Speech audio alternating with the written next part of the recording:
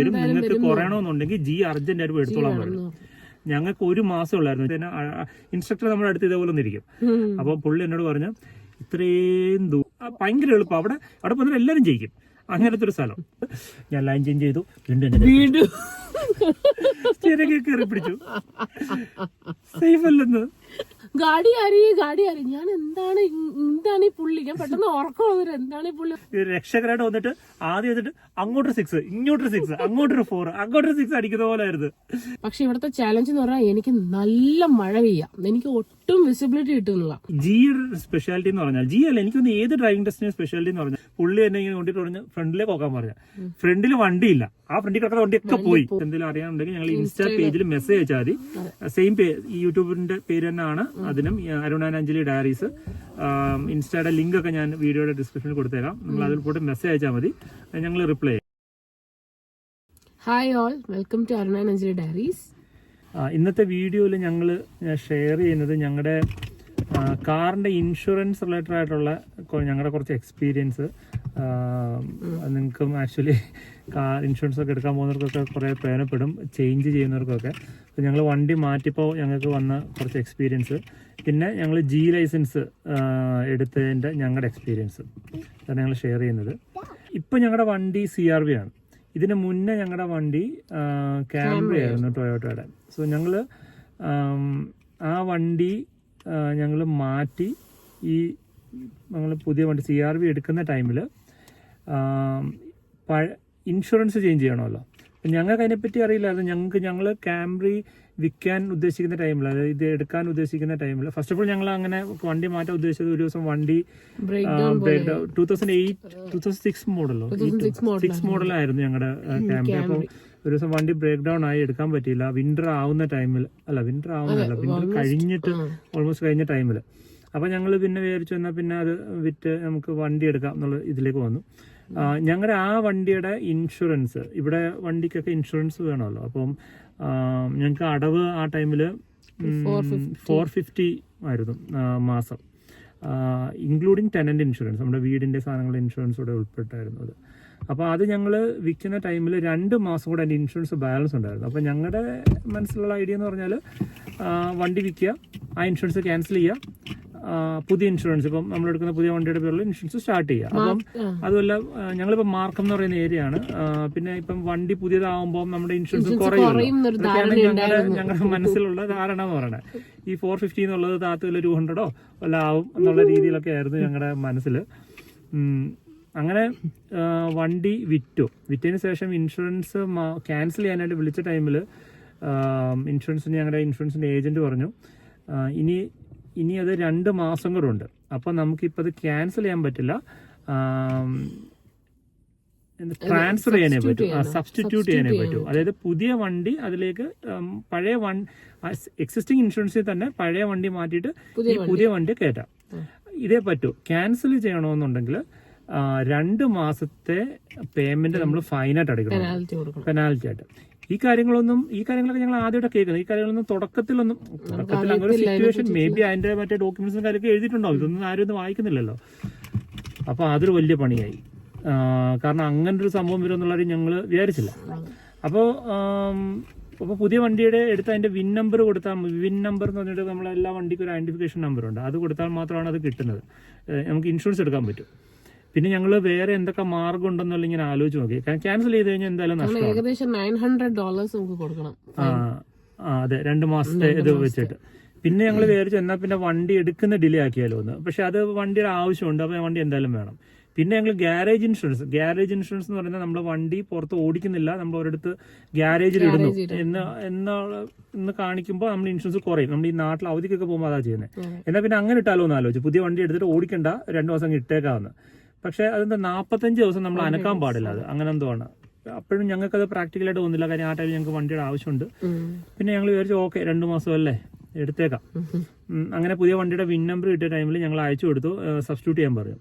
Substitute ചെയ്തിട്ട് ഇതിന്റെ payment വരുന്ന ടൈമിൽ ഞങ്ങൾക്ക് ആ 450 എന്നുള്ള സ്ഥാനത്ത് 450 തന്നെ കണ്ടിന്യൂ ആയതിനു ശേഷം പിന്നെ എന്താ വന്നതെന്ന് പറഞ്ഞാൽ ഞങ്ങൾക്ക് ഞങ്ങൾക്ക് 2 മാസം കൊണ്ട്, അതായത് ജൂൺ ലാസ്റ്റ് വരെ ആയിരുന്നു ഈ വർഷം, ജൂൺ ലാസ്റ്റ് വരെ ആയിരുന്നു അതിൻ്റെ ഇൻഷുറൻസ് ഉണ്ടായിരുന്നത്.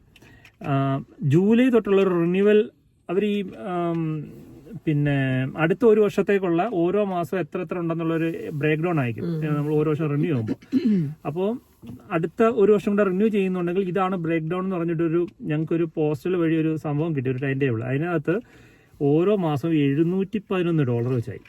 എന്നിട്ട് ഫസ്റ്റ് മാസം അല്ല ആദ്യത്തെ മാസം 1300 1400 സംതിങ് കിടക്കുന്നു. ഫസ്റ്റ് മാസം 1000 അത്ര അടയ്ക്കുകയും ചെയ്യണം, ബാക്കി വരുന്ന മാസങ്ങളിൽ 700. ഞങ്ങൾ പുതിയ വണ്ടി എടുത്തുള്ള ഒരു മനസ്സിലുള്ള ഇത് കുറയ്ക്കാന്നുള്ളതായിരുന്നു, കുറയും എന്നുള്ളൊരു ഇൻഷുറൻസ് കൂടുതലായിരിക്കും എപ്പോഴും അവർക്കൊരു പഴയ ഇതിന് വേണ്ടിയിട്ട്. അപ്പൊ എന്താ സംഭവം എന്ന് പറഞ്ഞാല് ഈ ഒന്ന് CRVക്ക് ഇൻഷുറൻസ് കൂടുതല, 2 ഞങ്ങളുടെ ഈ ഏരിയ മാർക്കം എന്ന് പറയുന്ന ഏരിയ അത് കൂടുതല. പിന്നെ ആദ്യത്തെ മാസം ഇത് കൂടുതൽ വരാൻ കാര്യം ഈ റിമൈനിങ് 2 മാസം റിമൈനിങ് ഉള്ളപ്പോഴാണല്ലോ നമ്മൾ വണ്ടി സബ്സ്റ്റിറ്റ്യൂട്ട് ചെയ്തത്. അപ്പോൾ ആ 2 മാസയുടെ ആ 450 എന്നുള്ളത് കൂടി ആക്ച്വലി എക്സ്ട്രാ ഉള്ള എമൗണ്ട് ആ ടൈമിൽ അവർ എടുത്തില്ല. അതെല്ലാം കൂടെ ഒരുമിച്ച് ഈ അടുത്ത ഒരു മാസം 1000 എന്ന് പറയുന്ന ജൂലൈയിൽ അവരെടുക്കുവാണ്. അതെന്തായാലും കൊടുത്തേ പറ്റും, അത് നമ്മുടെ ഇന്ന് പോകും, ഇല്ലെങ്കിൽ പിന്നെ കോർട്ട് നോട്ടീസ് അങ്ങനെയൊക്കെ കാര്യങ്ങളൊക്കെ വരുമെന്ന് തോന്നുന്നു. അങ്ങനെ ഒരു ഭയങ്കര ഇത്. ഞാൻ എന്നിട്ട് അവരുടെ മെയിൻ ഓഫീസിൽ, ഇൻഷുറൻസിന്റെ മെയിൻ ഓഫീസിൽ വിളിച്ചു ചോദിച്ചു. ഇൻഷുറൻസിന്റെ മെയിൻ ഓഫീസിൽ വിളിച്ച് ചോദിക്കാൻ നേരം അവർ പറഞ്ഞു ഇത് നമുക്ക് ആക്ച്വലി ക്യാൻസൽ ചെയ്യാമെന്ന് പറഞ്ഞു. അതായത് ഈ പിന്നെ ജൂൺ നമ്മളിത് ക്യാൻസൽ ചെയ്തില്ല എന്നുണ്ടെങ്കിൽ ഇത് ഓട്ടോമാറ്റിക് ആയിട്ട് 2 മാസം കഴിഞ്ഞ് റിന്യൂ ആവുന്നു. ഈ ഏജന്റിനോട് ചോദിച്ചപ്പോൾ പുള്ളി പറഞ്ഞെന്ന് പറഞ്ഞാൽ നിങ്ങൾ തീരാനുള്ള 30-ാം തീയതിക്ക് ഒരാഴ്ച മുന്നോ 2 ആഴ്ച മുന്നോ അറിയിച്ചാൽ മതി, അപ്പോഴേ ക്യാൻസൽ ചെയ്യാൻ പറ്റുമെന്ന് പുള്ളി പറയണം. അങ്ങനെ നമുക്ക് ടെൻഷൻ എന്ന് പറഞ്ഞാൽ ആ ലാസ്റ്റ് മിനിറ്റ് വരെ വെയിറ്റ് ചെയ്ത് നിന്നിട്ട് എന്തെങ്കിലും ഒരു കാരണത്താൽ നമുക്ക് റിന്യൂ ചെയ്യാൻ പറ്റിയില്ലെങ്കിൽ ഇത് ഏജന്റ് ഒരു അടുത്ത് സമ്മതിക്കുന്നില്ല. ഇങ്ങനെ ഞങ്ങൾ മെയിൻ ഓഫീസിൽ വിളിക്കുമ്പോൾ അവർ പറയണത് നിങ്ങൾക്ക് ആ ലാസ്റ്റ് ഡേറ്റ് വെച്ച് ക്യാൻസൽ ചെയ്യാതെ. ഞാൻ വീണ്ടും വിളിച്ച് ചോദിച്ചപ്പോൾ അവർ അങ്ങനെ തന്നെ ഉറപ്പിച്ച് പറയുന്നുണ്ട് ക്യാൻസൽ ചെയ്യാം. വീണ്ടും ഏജന്റിനെ വിളിച്ചു. അപ്പോഴത്തേനും പുള്ളിയുടെ സ്വരമൊക്കെ അങ്ങ് മാറി. ഇതെന്ത് സംഭവം എന്ന് പറഞ്ഞാൽ നമുക്ക് ഈ കാര്യങ്ങളെ പറ്റി ഉള്ള നോളജ് ഇല്ല എന്നുണ്ടെങ്കിൽ അവർക്ക് മെയിൻ നോക്കുന്നത് വെച്ചാൽ അവർക്ക് ഈ ഒരു ബിസിനസ് നമ്മളിത് ക്യാൻസൽ ചെയ്യുകയാണെങ്കിൽ നമ്മൾ വേറെ ഒന്നിക്ക് നമ്മൾ ഇതിനൊക്കെ കുറഞ്ഞ വേറെ അടുത്തൊക്കെ പോവല്ലോ. അവർക്ക് അത് ഒഴിവാക്കാൻ വേണ്ടിയിട്ടാണ് ഈ ലാസ്റ്റ് മൊമെന്റ് വരെ എടുത്തിടുന്നത്. നമുക്ക് ആ കാര്യം വരില്ല. ഇപ്പൊ ഞാൻ ഇങ്ങനെ പറഞ്ഞപ്പോൾ അവര് വീണ്ടും ഈ ആ ഒരു സ്വരമൊക്കെ മാറ്റിയിട്ട് ഞാൻ ഭയങ്കര ബിസിയാണ്, നിങ്ങൾ മാത്രമല്ല ഞങ്ങൾക്ക് ക്ലയൻസ് ഉള്ള, ഞങ്ങൾക്ക് ഒരുപാട് ക്ലയൻസ് ഉണ്ട്, സോ വെയിറ്റ് എന്നൊക്കെ പറഞ്ഞുള്ള ടൂണായി. അത്രയും നാളെ നല്ല രീതിയിൽ സംസാരിച്ചുകൊണ്ടിരുന്നത് പുള്ളി ഈ ഒരു ക്യാൻസൽ ബിസിനസ് പോകാന്നുള്ള ഇത് വന്നപ്പോഴായിരിക്കും. പുള്ളിക്ക് മാക്സിമം പൈസ അല്ലെങ്കിൽ പുള്ളി ഉദ്ദേശിച്ചാണ് ഓക്കെ ലാസ്റ്റ് വരെ കൊണ്ടുപോയിട്ട് ഇൻ കേസ് എന്തെങ്കിലും പ്രശ്നം, കാരണം ഇവിടെ അവധിയൊക്കെ വരുന്നതാണ്, സോ എന്തെങ്കിലും ഒരു ഡിലേ വന്നു കഴിഞ്ഞാൽ ഓട്ടോമാറ്റിക് റിന്യൂ. അപ്പൊ അവർക്ക് അവർ പറയും ഇങ്ങനെയാണ് സംഭവം എന്ന് പറഞ്ഞാൽ എന്നിട്ട് വീണ്ടും ക്യാൻസൽ ചെയ്യുന്ന ഫൈൻ. അപ്പൊ നമുക്കൊന്നും ചെയ്യാൻ പറ്റില്ല, പിന്നെ 1 ഇയർ അത് കണ്ടിന്യൂ ചെയ്യാനേ പറ്റുള്ളൂ. ഇതൊക്കെ പലർക്കും മേ ബി അറിയായിരിക്കും, ഞങ്ങൾക്ക് ആ ഒരു ടൈമിൽ ഇതൊക്കെ എക്സ്പീരിയൻസ് ആയതുകൊണ്ടാണ്. എനിവേ പിന്നെ ഞാൻ പുള്ളിയോട് പറഞ്ഞിട്ട് പുള്ളി എനിവേ ക്യാൻസൽ ചെയ്തു. പുള്ളിയുടെ പുറകെ നടന്നു. അതിനു വേണ്ടി പുള്ളി പിന്നെ മെസ്സേജ് അയക്കുന്നില്ല. ആദ്യമൊക്കെ പുള്ളി അങ്ങോട്ട് മെസ്സേജ് അയക്കുമ്പോൾ നല്ല രീതി റെസ്പോണ്ട് ചെയ്തോണ്ടിരുന്ന, ലാസ്റ്റ് റിപ്ലൈ ഇല്ല, പുള്ളി ഡിലേ ചെയ്യുവോ, ഓരോ കാര്യങ്ങൾ റീഡ് ആവുന്നില്ല മെസ്സേജ്, അങ്ങനെ പല ഇത്. ഞാൻ ടെൻഷൻ അടിച്ച് പുള്ളി ക്യാൻസൽ ചെയ്യോ ഇല്ലയോ, കാരണം പുള്ളി അത് ചെയ്യുന്നത് മറ്റൊരിടത്ത് വിളിച്ചു കഴിഞ്ഞാൽ അവരല്ല ഏജന്റാണ്, നിങ്ങൾ ആർക്കാണ് എടുത്തത് അവരാ ചെയ്യേണ്ടതെന്നാണ് പറയണത്. എന്താ ഇവിടുത്തെ അങ്ങനെ ഒരു ഇതായിപ്പോയി. എനിവേ പുള്ളി ലാസ്റ്റ് ആയപ്പോഴത്തേന് ക്യാൻസൽ ചെയ്ത് തന്നു, ക്യാൻസൽ ചെയ്ത് അതിന്റെ പേപ്പറൊക്കെ തന്നു. അപ്പോഴത്തേന് പിന്നെ ഞങ്ങൾ വേറെ കാരണം ഇതെന്തായാലും കൂടുതലാണ്. ഈ ഒരു ഇൻഷുറൻസ് തന്നെ കണ്ടിന്യൂ ചെയ്ത് കഴിഞ്ഞാൽ ഇവിടെ ഒരുപാട് കമ്പനീസ് ഇൻഷുറൻസ് പ്രൊവൈഡ് ചെയ്യും.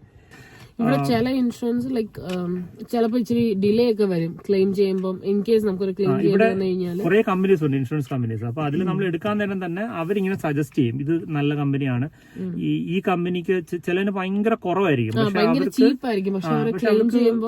ക്ലെയിമിങ് ഇഷ്യൂസ് വരും. അപ്പോ അതൊക്കെ നോക്കിയിട്ടാണ് നമ്മൾ എടുക്കാനായിട്ട്. ഒരുപാട് ചീപ്പായിട്ടും പോകാൻ പറ്റില്ല. അതെ. എനിവേ ഞങ്ങൾ എന്തായാലും ഞങ്ങൾ എക്സ്ട്രാ പേയ്മെന്റ് പറഞ്ഞ 1000 സംതിങ് അടച്ചു. അതിൽ കുറച്ച് റീഫണ്ട് വരുന്നുണ്ട്. കാര്യം ഞങ്ങള് കുറച്ച് പൈസ റീഫണ്ട് കിട്ടി, കാരണം അതിൽ കുറച്ച് പൈസ നമ്മൾ ആദ്യമേ അടച്ചിട്ട് അങ്ങനെ കുറച്ച് കാര്യങ്ങളുണ്ടായിരുന്നു. ഓക്കെ. എനിവേ ഞങ്ങൾ അപ്പോഴത്തേന് പുതിയ വണ്ടി എടുത്തില്ല, അതിന് മുന്നേ ഇൻഷുറൻസ് വേണമല്ലോ. അപ്പോൾ ഞങ്ങൾ വേറൊരു ഇൻഷുറൻസ് ഏജന്റിനെ തപ്പി പോയപ്പോൾ നമുക്ക് നമ്മുടെ ഒരു ഫ്രണ്ട് വഴി ഒരു മലയാളി പയ്യനെ കിട്ടി. നമ്മൾ ബുക്കൊക്കെ ചെയ്തു, വണ്ടി കൈ കിട്ടിയില്ല. അതിന് ഇൻഷുറൻസിന് വേണ്ടിയിട്ട് ഉള്ള ഇതാണ്. വിൻ നമ്പർ വേണമായിരുന്നു. വിൻ നമ്പർ വണ്ടി ഇപ്പോൾ ഹോണ്ടയുടെ അവർ വിൻ നമ്പർ വന്നു.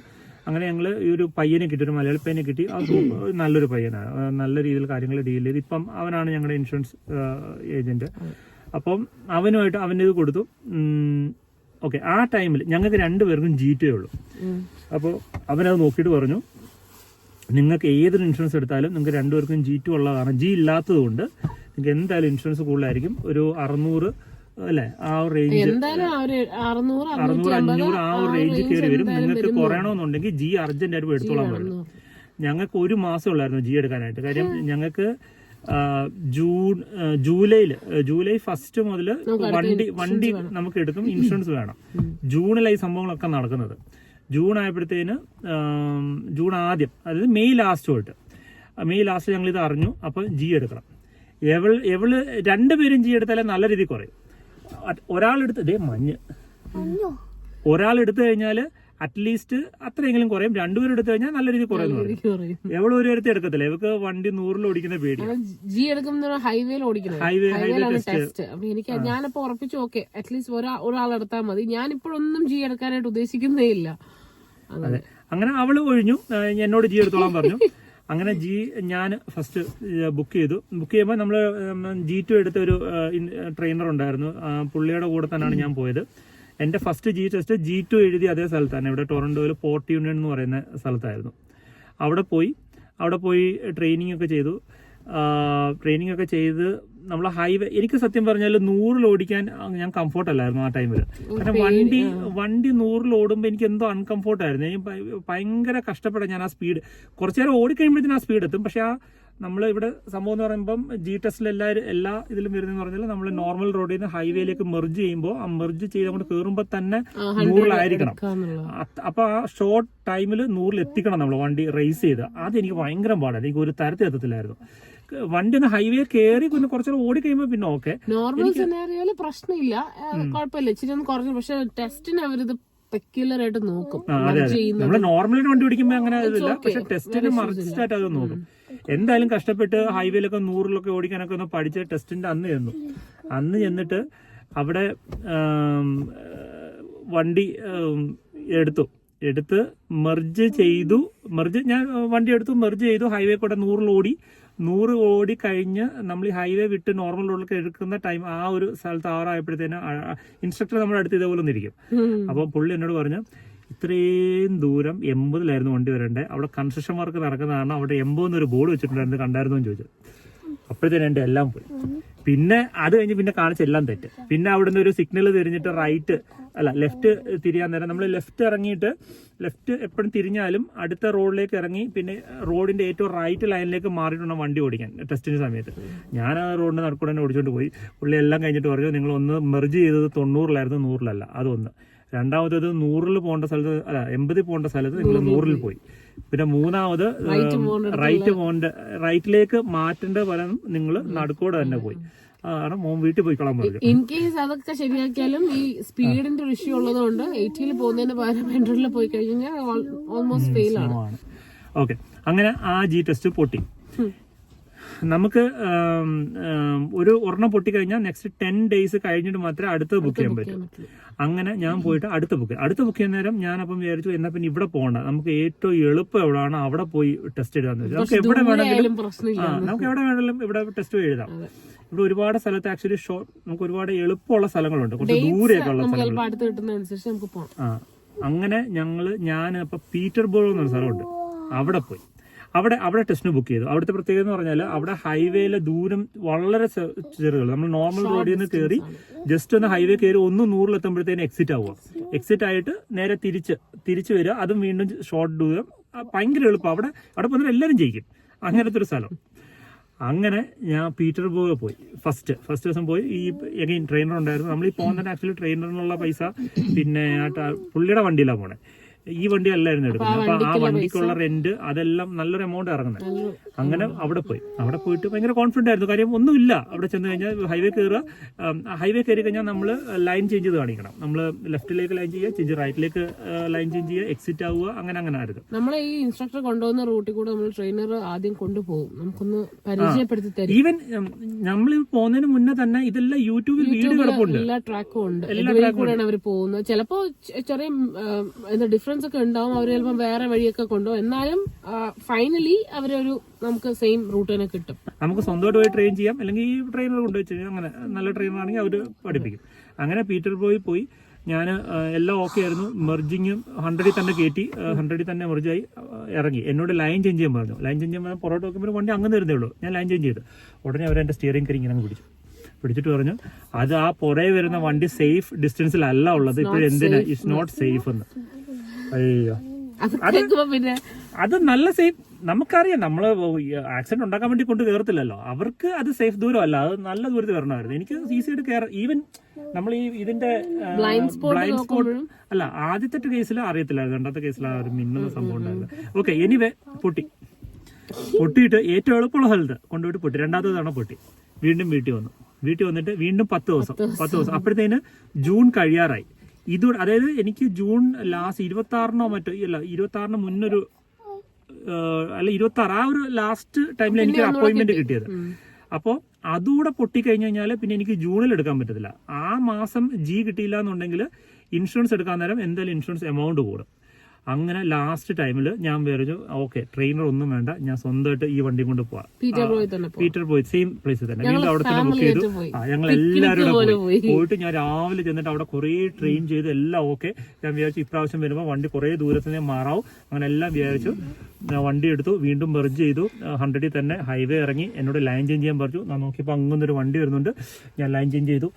വീണ്ടും സ്റ്റിയറിംഗ് കയറി പിടിച്ചു. സേഫ് അല്ലെന്ന്. ഈവൻ അപ്പൊ ഈ വണ്ടി CRV ആയിരുന്നു. അപ്പം നമുക്ക് ബ്ലൈൻഡ് സ്പോട്ട് മിററുണ്ട്. അവിടെ ഇങ്ങനെ അടുത്ത് വണ്ടി വരുന്നുണ്ടെങ്കിൽ മിന്നലോ കാര്യങ്ങളോ ഒന്നുമില്ല. വണ്ടി അങ്ങ് ഭയങ്കര ദൂരമൊന്നുമല്ല. കാര്യം ഹൈവേ ഷോർട്ടാ. എന്റെ വിചാരം എന്ന് പറയുമ്പോൾ ജിക്കുള്ള ഒരു കുറച്ച് സ്റ്റെപ്സ് ഉണ്ട്. ലൈക്ക് നമ്മൾ ആദ്യമേ നോർമൽ റോഡിൽ കൂടെ അവിടെയുള്ള സൈൻ ബോർഡ് സ്പീഡിന്റെ എല്ലാം അനുസരിക്കണം. നേരെ ഹൈവേ വരണം, മെർജ് ചെയ്യണം, അതൊരു സ്റ്റെപ്പ്. ആദ്യം നോർമൽ റോഡിലെ റൂളൊക്കെ അനുസരിച്ചിട്ട് വരണം. അതൊന്ന് ഹൈവേ മെർജ് ചെയ്യണം, രണ്ടാമത്തെ സ്റ്റെപ്പ്. മൂന്നാമത്തെ സ്റ്റെപ്പ് ഹൈവേ കയറിയതിനു ശേഷം ലെഫ്റ്റിലേക്ക് മാറ്റുക, റൈറ്റിലേക്ക് മാറ്റുക. അത് അടുത്ത സ്റ്റെപ്പ്. പ്രോപ്പറായിട്ട് എക്സിറ്റ് ആവുക, അടുത്ത. അങ്ങനെ ഓരോ സ്റ്റെപ്പ് അങ്ങനെയാണ് വിചാരിച്ചിരുന്നത്. അല്ലാതെ ഇതിൽ ഇപ്പം നമ്മൾ അവർ നമ്മളോട് പറയുക അങ്ങോട്ട് മാറ്റാൻ പറയുമ്പോൾ നമുക്ക് മാറ്റാതിരിക്കാം എന്നൊരു ഓപ്ഷൻ എനിക്ക് അറിയത്തില്ലായിരുന്നു. മസ്റ്റായിട്ട് മാറ്റണം എന്നാണ്. അത്രയും റൂൾസ് നമുക്ക് ഇങ്ങനെ മനസ്സിൽ കിടക്കുക, അത് ചെയ്തേ പറ്റുമെന്നുള്ളത്. അപ്പൊ ആ എക്സിറ്റ് ആവുന്നതിന് മുന്നേ നമുക്ക് എങ്ങനെയെങ്കിലും ലൈൻ ചേഞ്ച് ചെയ്യണം. അപ്പൊ അത് നോക്കിയപ്പോൾ നമ്മൾ സേഫ് ആയിട്ട് എടുക്കുക. വണ്ടി അങ്ങ് ഭയങ്കര ദൂരമൊന്നല്ല നമുക്ക്, പക്ഷെ വണ്ടി കൊള്യൂഷൻ ഇല്ലാതെ അർജന്റ് ആയിട്ടുള്ള രീതിയിൽ മാറ്റാം. ആ രീതിയിലായിരുന്നു. പിന്നെ നേരത്തെ എനിവേ അവർക്ക് സേഫ് ആയിട്ട് തോന്നിയില്ല.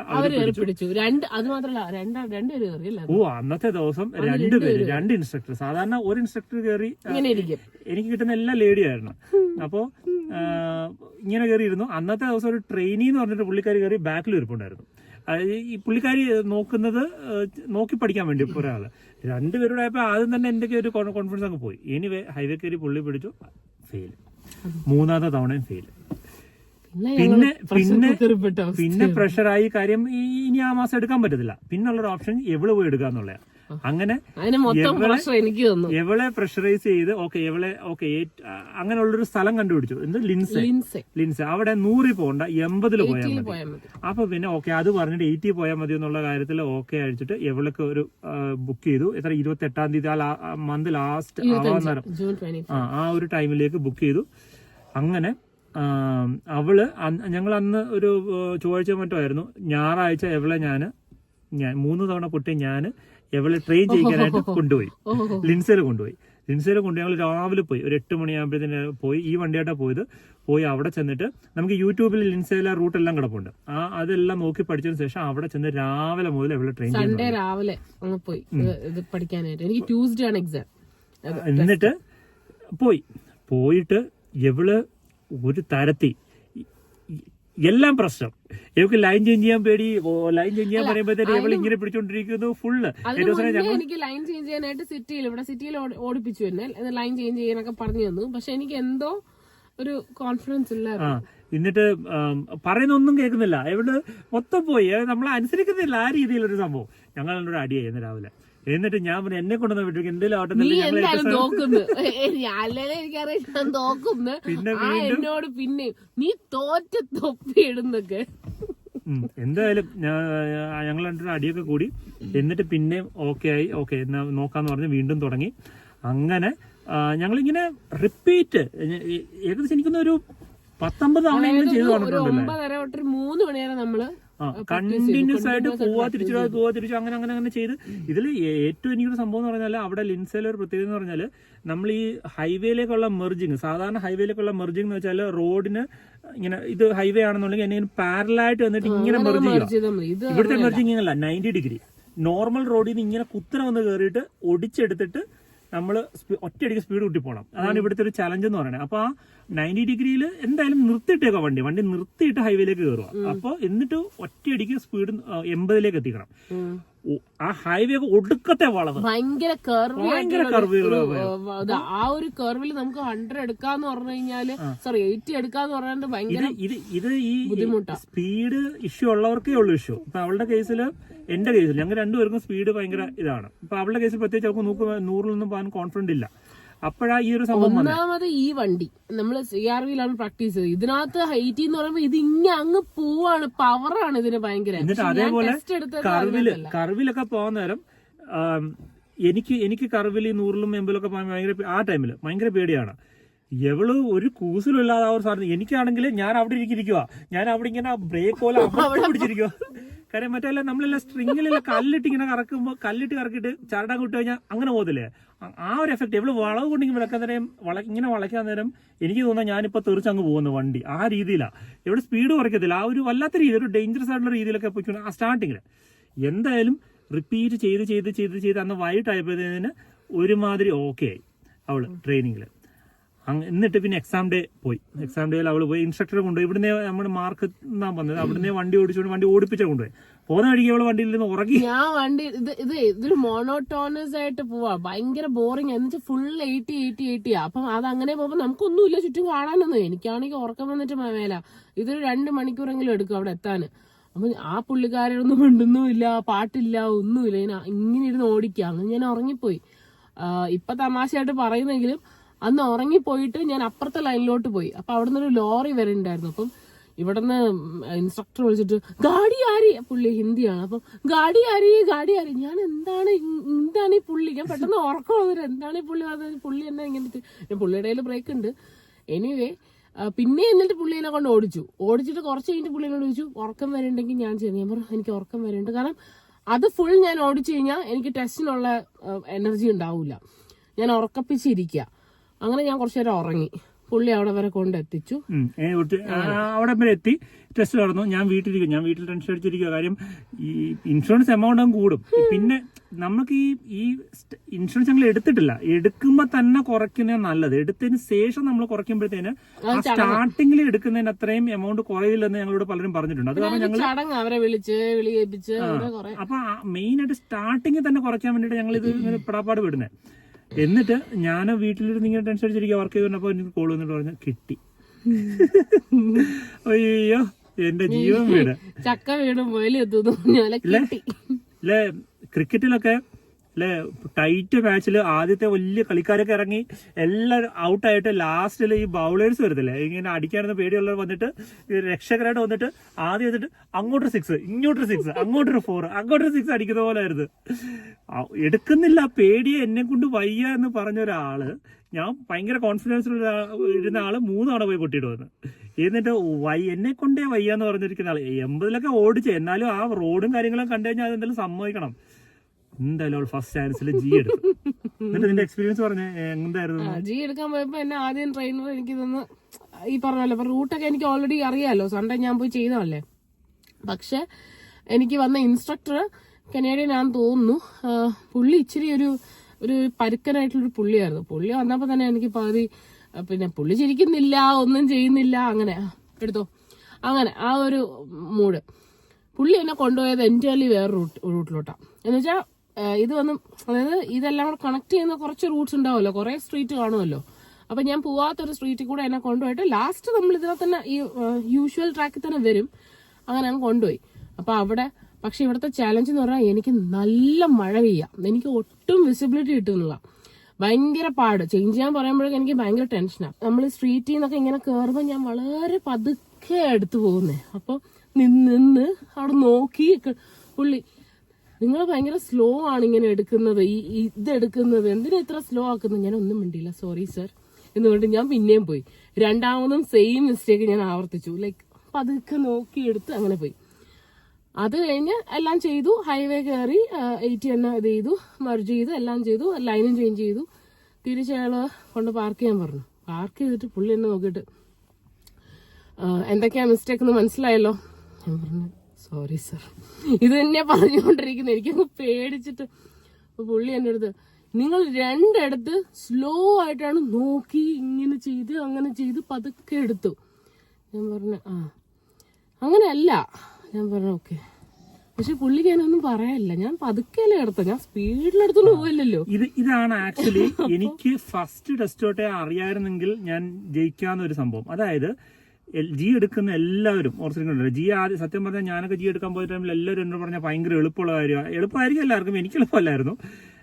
ജിയുടെ സ്പെഷ്യാലിറ്റി എന്ന് പറഞ്ഞാൽ, ജി അല്ല എനിക്കൊന്ന് ഏത് ഡ്രൈവിംഗ് ടെസ്റ്റിന്റെ സ്പെഷ്യാലിറ്റി എന്ന് പറഞ്ഞാൽ സേഫ്റ്റി ആണ് ഫസ്റ്റ്. ഇതിനകത്ത് നമ്മൾ ജി എടുക്കാൻ നേരം നമ്മൾ പഠിപ്പിക്കാനും പറയും നമുക്ക് ആദ്യം ഇതാണ്, നെക്സ്റ്റ് സ്റ്റെപ്പ് ഇതാണ്. സ്റ്റെപ്പ് അല്ല അവിടെ ഇമ്പോർട്ടന്റ്. ഈവൻ നമുക്ക് എടുക്കാമെങ്കിലും നമ്മളൊരു സംഭവം ചെയ്യുന്നില്ല. എന്നിട്ട് അവർ നമ്മളോട് ചോദിക്കുക നിങ്ങളോട് ലൈറ്റിലേക്ക് മാറാൻ പറ്റില്ല, നിങ്ങൾ എന്താ മാറാത്തതെന്ന് ചോദിച്ചു കഴിഞ്ഞാൽ എനിക്കത് സേഫ് ആയിട്ട് തോന്നില്ല എന്ന് പറഞ്ഞു കഴിഞ്ഞാൽ അവർക്ക് ഒന്നും പറയാൻ കാണത്തില്ല. ഇപ്പൊ എവളുടെ കേസിൽ ഇവള് ഒരു സിഗ്നലിൽ കിടന്നിട്ട് അവളോട് റൈറ്റ് എടുക്കാൻ പറഞ്ഞപ്പോ ഇവൾ അവിടെ കിടന്ന് അവിടുന്ന് വരുന്ന വണ്ടി അങ്ങനെ വരുന്ന വണ്ടി എന്നാലും അവൾ അവിടെ നിർത്തിയിട്ട് സിഗ്നലാ. അപ്പൊ റൈറ്റ് നമുക്ക് എടുക്കാം, ഫ്രീ റൈറ്റ് ആണല്ലോ. പക്ഷെ ആ വണ്ടി വരുന്നതുകൊണ്ട് എനിക്ക് കോൺഫിഡൻസ് കിട്ടുന്നില്ല. അപ്പൊ ആ വണ്ടി പോകുന്നിടം വരെ വെയിറ്റ് ചെയ്തിട്ട് എടുക്കുന്നത് നമുക്ക് വേണമെങ്കിൽ എടുത്തോണ്ട് പോവാം. അപ്പോ അങ്ങേർക്ക് അവരെ ഫെയിൽ ചെയ്യാൻ പറ്റത്തില്ല. കാരണം എവള് സേഫ്റ്റിക്ക് എതിരെ ഒന്നും ചെയ്തില്ല. എവള് പറഞ്ഞു അവർക്ക് സേഫ് ആയിട്ട് ഫീൽ ചെയ്തില്ല. അതുകൊണ്ടാ അങ്ങേർക്ക് ക്ഷമയില്ല. അങ്ങേർക്ക് പെട്ടെന്ന് പരിപാടി തീർക്കണം, അതിന് വേണ്ടിയിട്ടാ. പക്ഷെ നമ്മളത് എടുത്തോണ്ട് പോയി എന്തെങ്കിലും പ്രശ്നം പറ്റി നമ്മൾ അവരെ തോപ്പിച്ചേനെ. പക്ഷെ എടുക്കത്തില്ല, നമ്മളത് ലേറ്റ് ആക്കി എന്ന കാരണം കൊണ്ട് അവർക്ക് നമ്മളെ തോപ്പിക്കാൻ പറ്റത്തില്ല.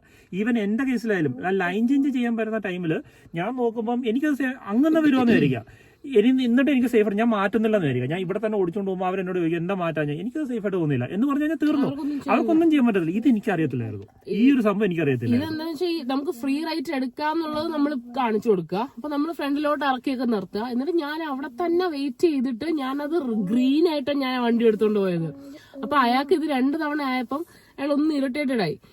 പക്ഷെ അയാൾക്കൊന്നും ചെയ്യാനില്ല. അയാളില്ലേ പിന്നെ നമ്മൾ ഈ ഇടയ്ക്ക് ഉണ്ടല്ലോ സിനിമ, അത് ലാസ്റ്റ് ഞങ്ങൾ ഈ ഇടയ്ക്ക്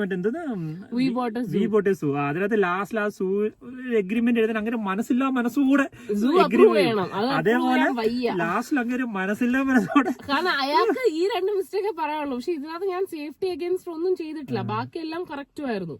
അപ്പോ പിന്നെ മഴയും വിസിബിലിറ്റിയുടെ ഇഷ്യൂസും ഉണ്ട്.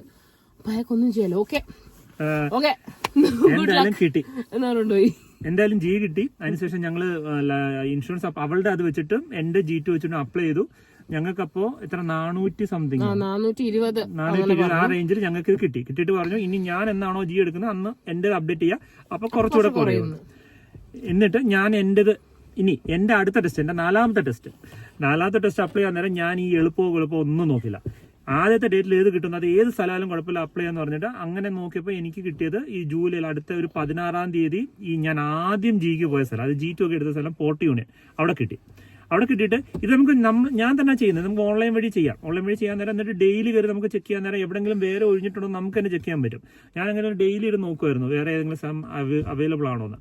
അങ്ങനെ 2 ദിവസം നോക്കിയപ്പോഴത്തേന് എനിക്ക് 2-ാം തീയതി 3-ാം തീയതി ജൂലൈ തന്നെ വേറൊരെണ്ണം കിട്ടി. അത് ടൊറന്റോ മെട്രോ ഈസ്റ്റ് എന്ന് പറഞ്ഞൊരു സംഭവം. അവിടെ ഏത് സ്ഥലമൊന്നും എനിക്കറിയില്ല, കിട്ടി, ഞാനത് അപ്ലൈ ചെയ്തു. അതിനുശേഷം ഞാൻ യൂട്യൂബിൽ കയറി അവിടുത്തെ റൂട്ട് നോക്കി.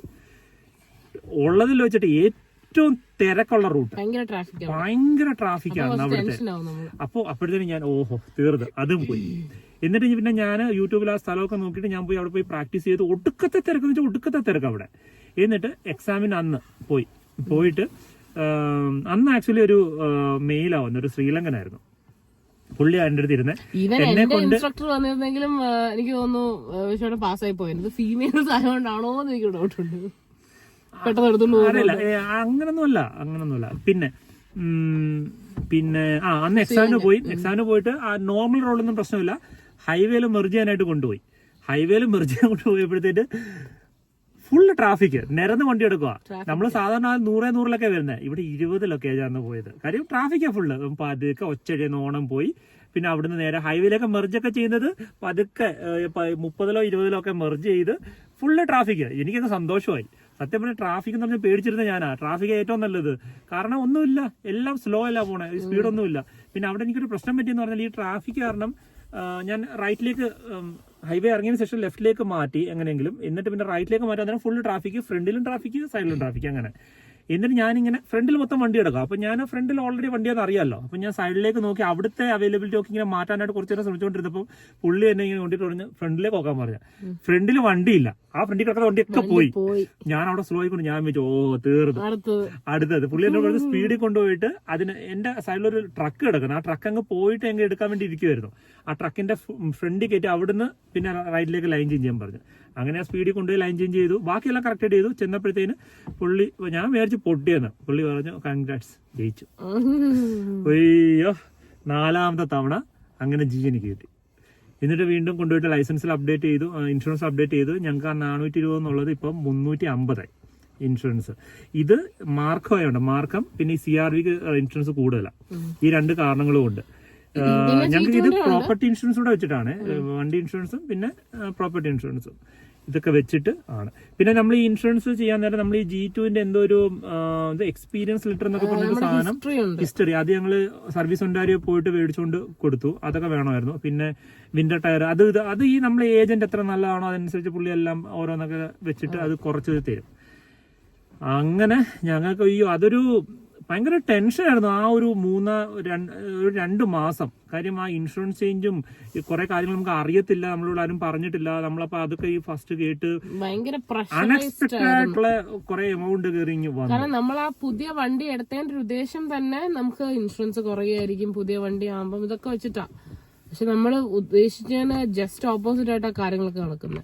ഇപ്പൊ എന്റെ കേസിൽ ആക്ച്വലി ഇപ്പൊ എന്നെ പോലുള്ളവരാണ് ഹൈവേ ഓടിക്കാത്തവരാണെങ്കിൽ ഞാൻ പറയും ഇതുപോലെ പോയി പ്രാക്ടീസ് ചെയ്ത്. കാരണം ഞാനിപ്പോ ഫസ്റ്റ് ട്രെയിനർ നമുക്കൊരു പ്രാക്ടീസ് തരും 1 പ്രാവശ്യം അല്ലെങ്കിൽ 2 പ്രാവശ്യം. ആ 1-2 എനിക്ക് അത് സാധനം കിട്ടത്തില്ല. ഞങ്ങൾ ആ സൺഡേ പോയിട്ട് അത് അങ്ങനെ അങ്ങ് പ്രാക്ടീസ് ചെയ്ത്, ഒരു പ്രാക്ടീസ് ഉള്ളത് കൊണ്ടാണ് അത് അങ്ങനെ എടുത്തില്ല. അതെന്നുണ്ടെങ്കിൽ ഭയങ്കര ബുദ്ധിമുട്ടായി പോയനെ. കാരണം നമുക്ക് പെട്ടെന്നേ ഈ പറഞ്ഞാൽ ഇത് അച്ചീവ് ചെയ്ത് ഓടിക്കുന്നവർക്ക് കുഴപ്പമില്ല. ഡ്രൈവിംഗ് ഒക്കെ ഇഷ്ടമുള്ളവർക്കൊന്നും കുഴപ്പമില്ല. ഈ പറഞ്ഞ ഇച്ചിരി പേടിയൊക്കെ ഉള്ളവർക്ക് നല്ലോണം പ്രാക്ടീസ് ചെയ്ത് കിട്ടാവുന്നില്ല. പ്രാക്ടീസിന്റെ ഗുണം അത്. ആ പ്രാക്ടീസ്, ആ ഞായറാഴ്ചത്തെ പ്രാക്ടീസ് അത്രയും ഫുൾ ഡേ ചെയ്തില്ലായിരുന്നുണ്ടെങ്കിൽ അത് കിട്ടത്തില്ല. ഇപ്പൊ ആദ്യം ട്രെയിനർ കൊണ്ട് ചെയ്തിട്ടും കാര്യമൊന്നുമില്ല. കാരണം 2 ട്രെയിനിങ് കൊണ്ടും കിട്ടത്തില്ല അത്. അന്ന് ഞങ്ങള് രാവിലെ അടിയായത് തന്നെ അതുകൊണ്ടാണ്. ആദ്യത്തെ 2-3 ഓടിച്ചപ്പോ തന്നെ അവളങ്ങ് ഡ്രോപ്പ് ചെയ്യും, അവൾക്ക് വേണ്ട പോവാന്നാ പറയുന്നത്. അന്ന് രാവിലെ അവള് ശ്രമിക്കുന്ന പോലുമില്ല. പിന്നെ ഞാൻ ആ അടിയൊക്കെ കൂടി നിർബന്ധിച്ച് പിടിച്ചിരുത്തി ചെയ്യിപ്പിച്ച് എടുത്തപ്പോഴത്തേന് പുള്ളിക്കാരി കോൺഫിഡന്റ് ആയി. എന്തായാലും അത് കാരണം എടുത്തു, അല്ലെങ്കിൽ ഞാൻ ഈ ആണ്ടിൽ ഒന്നും എടുക്കായിരുന്നല്ല. അയ്യോ, എന്തായാലും അപ്പൊ അതാണ് ഞങ്ങളുടെ എക്സ്പീരിയൻസ്. നിങ്ങൾക്ക് എന്തെങ്കിലുമൊക്കെ ഡൗട്ട്സ് ഉണ്ടെന്നുണ്ടെങ്കിൽ ഒക്കെ നേരത്തെ എടുത്തു വെക്കുക. അപ്പൊ നിങ്ങൾക്ക് എന്തെങ്കിലുമൊക്കെ ഡൗട്ട്സ് റിലേറ്റഡ് ഉണ്ടെന്നുണ്ടെങ്കിൽ നിങ്ങൾ കമന്റ് ചെയ്യുക, ഞങ്ങൾക്ക് അറിയാവുന്ന കാര്യങ്ങൾ മെസ്സേജ് ചെയ്യാം. പിന്നെ ഞങ്ങളുടെ ഞങ്ങളുടെ ഇപ്പോഴത്തെ ഇൻഷുറൻസ് ഏജന്റിന്റെ കോൺടാക്ട് മലയാളി പയ്യനാണ്. അപ്പം നിങ്ങൾക്ക് കോൺടാക്ട് വേണമെന്നുണ്ടെങ്കിൽ പറയാം, ഞാൻ ഇട്ടുതരാം. ഈ നമ്പർ റിലേറ്റഡ് കാര്യങ്ങൾ, ഫോൺ നമ്പർ അല്ലെങ്കിൽ വേറെ എന്തെങ്കിലും പ്രൈസ് റിലേറ്റഡ് കാര്യങ്ങളൊന്നും ഞങ്ങൾ യൂട്യൂബിൽ കമന്റ് ഇടില്ല. നിങ്ങൾക്ക് എന്തെങ്കിലും അറിയാനുണ്ടെങ്കിൽ ഞങ്ങൾ ഇൻസ്റ്റാ പേജിൽ മെസ്സേജ് അയച്ചാൽ മതി. സെയിം ഈ യൂട്യൂബിന്റെ പേര് തന്നെയാണ് അതിനും, അരുൺ ആൻഡ് അഞ്ജലി ഡയറീസ്. ഇൻസ്റ്റയുടെ ലിങ്ക് ഒക്കെ ഞാൻ വീഡിയോയുടെ ഡിസ്ക്രിപ്ഷനിൽ കൊടുത്തേരാം. നിങ്ങൾ അതിൽ പോയിട്ട് മെസ്സേജ് അയച്ചാൽ മതി, ഞങ്ങൾ റിപ്ലൈ ചെയ്യാം കാര്യങ്ങളൊക്കെ. ഓക്കെ, ഇതാണ് നമ്മുടെ വെഹിക്കിൾ ഇൻഷുറൻസും ഞങ്ങളുടെ ലൈസൻസും പിന്നെ ഞങ്ങളുടെ എക്സ്പീരിയൻസും എല്ലാം കൂടെ ചേർന്നൊരു ലോങ് വീഡിയോ. അപ്പോൾ ഇത്രയേ ഉള്ളൂ. അപ്പോൾ ഇനി നമുക്ക് നെക്സ്റ്റ് വീഡിയോ കാണാം.